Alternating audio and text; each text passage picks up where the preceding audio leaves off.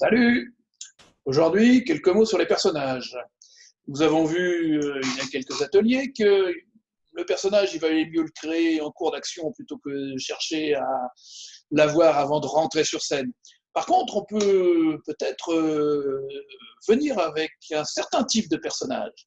Alors, je vais vous proposer quelques types de personnages et pour ça, je ne vais pas aller chercher loin, je vais aller chercher dans la processcom.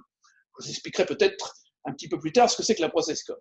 Alors, voyons quel type de personnage. Et ce qui est intéressant dans la processcom, c'est qu'il y aura ce type de personnage qui aura des bons et des moins bons côtés. Prenons par exemple l'empathique. Ah, l'empathique. Quelqu'un qui aime tout le monde, qui s'aime lui-même, qui fait attention à l'autre, qui prend en empathie. Le mauvais côté, c'est qu'il pleure tout le temps et quand il est sous stress, il a une certaine tendance à essayer de se suradapter. C'est une catastrophe. Prenons également le travaillomane.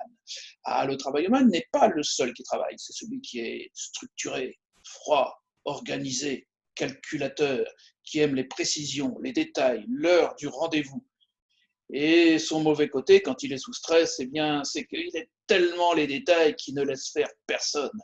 Un autre type, le promoteur. Ah, le promoteur, le challenge, le défi, le fric, le pognon, on y va.